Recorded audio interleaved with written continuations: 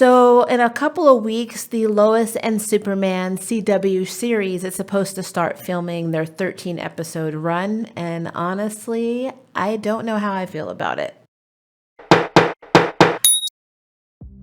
Hi guys, my name is Maria Park and this is Approach the Nerd. And in this episode, we are discussing the brand new CW series premiering in late 2020, early 2021, possibly later thanks to COVID. Lois and Superman. If you've seen my previous videos on Crisis on Infinite Earths, or as I like to nickname it, Crisis on Infinite Poop, you'll know that I really made no secret about not being a fan of the miniseries. I've loved the comic, but I'm not one of those people that goes crazy if you do a different, interpretation of a comic series. It's just this one, writing-wise, sucked. So I was not very excited about it. But I will say I did like the chemistry between the CW's Lois Lane and Clark Kent Superman. I did see that they announced some new casting and a little bit of the plot. So I kind of wanted to break down some questions that I had about that because it's definitely something different. I mean, we're used to seeing the origin story of Clark Kent Superman and how he and Lois met. So if you see series like Smallville, Lois and Clark, even Superboy that first started him off with Lana Lang, they've all been his origin stories on how he became the Man of Steel. Well, at this point, he's been the Man of Steel for a very long time. And now it seems, thanks to the Crisis screw up, his baby, Jonathan, is now twins. So teenage twins, actually. And I'm still trying to wrap my head around that. I mean, yeah, I'm 43 and I have a 23-year-old daughter, but it just seems with these two characters who I am older than, they don't seem old enough to have two teenage sons, but that's just my opinion. But let's just kind of jump in and go over what we do know and then what questions I have. So besides Grimm's Bitsy Tulloch and Teen Wolf's Tyler Hoechlin, Blue Blood's Dylan Walsh has been cast as Lois's father, General Sam Lane, a very outspoken army general who has a problem with vigilantes and a roller coaster relationship with his daughters Lois and Lucy. He's also very, very intimidating, even to the Man of Steel. And next we have Jordan Elsass, who was cast as Jonathan Kent, and Alexander Garfin, who has been cast as Jordan Kent, which sadly means that there is no longer a baby Jonathan Kent. And instead of getting Pete Ross, we're getting an original character named Kyle Cushing, who will be portrayed by Eric Valdez from Nip Tuck. And of course, Clark's childhood sweetheart Lana Lang will be portrayed by Emmanuel Chiricahua from Entourage. So yeah, they really can't seem to get Lana Lang right, except for in the original Superboy TV series. They did have, I think her name was Stacey Hydock. She played Lana Lang, and she had red hair and blue, kind of bluish grayish eyes. And also Annette, is it Annette O'Toole? I think that's her name, who played Martha in Smallville, was actually the original live action Lana Lang in Superman 3, if you've seen that movie. But yeah, they have had two redheads, but it seems like everything after that has Lana with dark hair.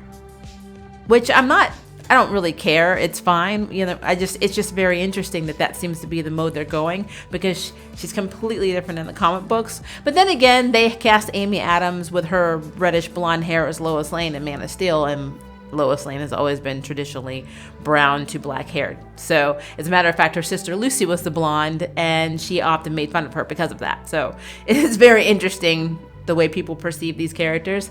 Again, I'm not hating. It's just something I've noticed.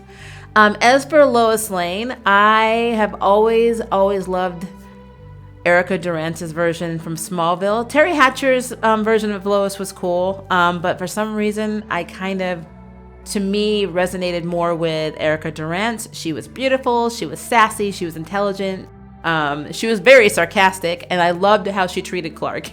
It was a very interesting take on the character, and I could honestly see her being closer to the comic book type Lois that we're used to than any of the other Loises, including Margot Kidder, who I also liked as Lois.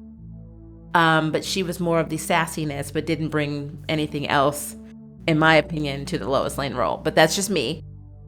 So honestly, the jury is still for me out on Bitsy's take on Lois Lane. I don't like her look for Lois Lane, which I know is probably controversial. I just don't. But she does kind of have sort of the attitude. So I'm definitely going to wait and see. And as for Man of Steel himself, I love Christopher Reeves. We'll love him to the grave. I actually like Brandon Routh. I loved him a lot. His Superman Returns did not flop because of him. It flopped because of the director. And I'll leave it at that because I am not the biggest Bryan Singer fan. But I really liked his portrayal. It's almost like somebody cloned Christopher Reeves and there's Brandon Routh. I didn't have a problem with Henry Cavill. It was just a very different character. And honestly, Tom Welling is still Clark Kent to me. He personifies Clark. I mean, but we got to see him for 10 seasons, 11 seasons? I think it was 10 seasons.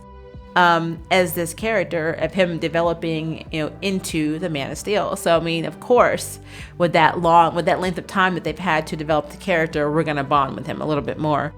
Tyler Hoechlin, if I'm saying that right, Hoechlin. I remember him from Teen Wolf. I don't have a problem with him. He's a little bit shorter, in comparison to the other ones, which was drastically, if you saw, Crisis on Infinite Earths, and you saw him with Brandon Routh and Tom Welling, who wasn't even technically in the same scene for long with him, just like a millisecond. They dwarf him, both in build and in height. This is not necessarily a bad thing on his part. I mean, again, in his TV show, I'm sure they'll probably cast people that are shorter than him. The same problem he's having, they had in Lois and Clark, because if you remember, Dean Cain was, I think, 5'9" or 5'10", and so he was not the tallest character.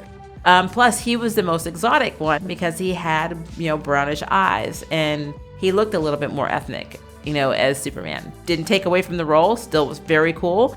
Like, I love the show. I just thought it was interesting that he was a completely different take for Superman. So yeah, I think that the characteristics are there. I just think in terms of my preference, I'm definitely more of a Christopher Reeve, Brandon Routh, and Tom Welling lover than I am of Tyler and Dean Cain types. But again, I'm sure it's going to be an awesome show. I'll probably even do reviews on it, but just kind of throwing it out there. Now, Lex Luthor. I'm not going to compare all the Lex Luthors, because with Gene and Kevin Spacey and there's been so many takes of Lex Luthor, even down to our favorite Smallville Michael Rosenbaum version or take on it, who honestly, he was a very good Lex Luthor. I loved him as Lex Luthor.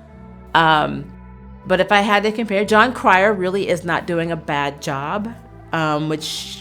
I have not been keeping up with Supergirl, but from what I've seen of him, especially in Crisis on Infinite Youth, he definitely has the ass-holy quality that Lex embodies, and the entitlement and the jealousy and the sociopathness that character needs. So then that makes me wonder, is he going to be in this series? Because they have not announced him. I don't know if there's going to be a reason for him to go to Metropolis. I mean, he obviously hates Superman. He's always hated Superman, but he seems to be having so much fun in Supergirl's universe.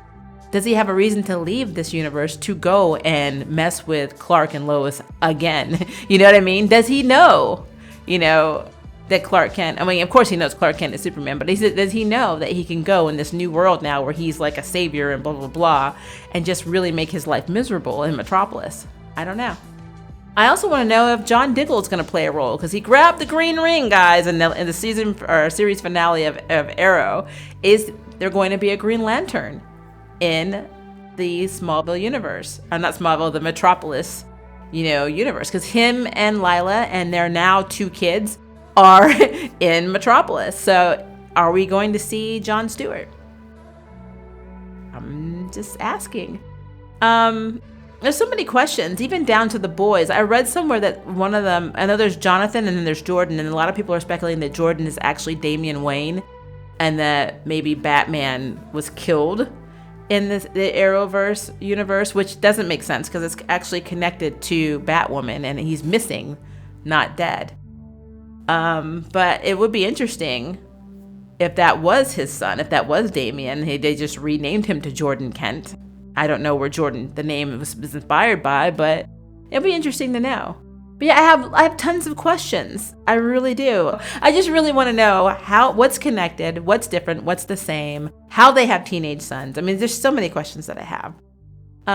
But yeah, I guess I just really want to know what you guys think. So please leave me a comment below and let me know. And if you would like to sign up for jury duty, hit the subscribe button. If you'd like to know who's next on the nerd ballot, hit the notification bell. Until next time, I can't wait for you to approach the nerd. Bye, guys.